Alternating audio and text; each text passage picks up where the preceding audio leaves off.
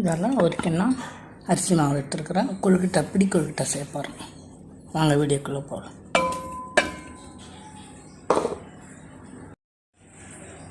உப்பு கொஞ்சம் போட்டுக்கிறேன், கொஞ்சம் தண்ணி,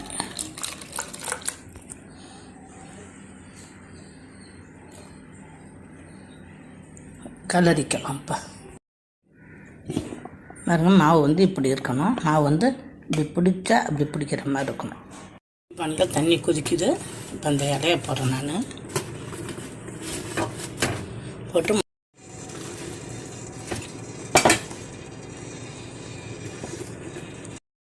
பாருங்கள், 10 நிமிஷம் தான் வச்சேன். எப்படி வந்து போச்சு பாருங்கள். இப்போ இந்த மாவு இதை ஆற வச்சுருக்கிறேன். கொஞ்சம் ஏலக்காய் வச்சுருக்கிறேன், ஒரு மூடி தேங்காய், ஒரு 1/4 கப்பு 1/2 கப்பு கிட்ட வெல்லம் வச்சுருக்கேன். எல்லாம் கொட்டி இப்போ பிசைய போகிறேன்.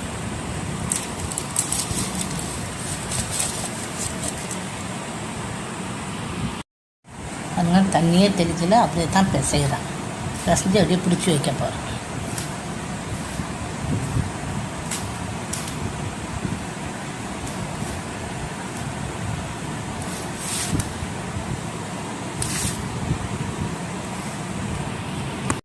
பாருங்க, கொஞ்சம் எள்ளு போட்டு நம்ம கிளறி தான் இப்போ கொழுக்கட்டை பிடிக்க போகிறோம்.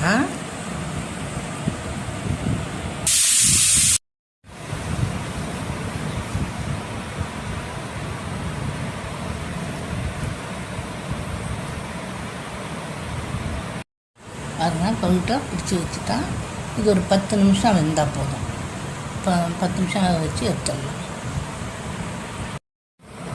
பாருங்க, 10 நிமிஷம் ஆகுது, வெந்து போச்சு. இங்கே பாருங்கள் எவ்வளோ சாஃப்டாக இருப்பாங்க. பாருங்கள், கொழுக்கட்டை எவ்வளோ சாஃப்டாக இருக்குது பாருங்கள். எவ்வளோ பொசன்னு இருப்பாங்க. வரும் அப்படியே சாஃப்டாக இருக்கும். இதேமாரி நீங்களும் செஞ்சு சாப்பிட்டு பாருங்கள். சப்ஸ்கிரைப் பண்ணுங்கள், லைக் பண்ணுங்கள், ஷேர் பண்ணுங்கள். வீடியோ பார்த்ததுக்கு நன்றி.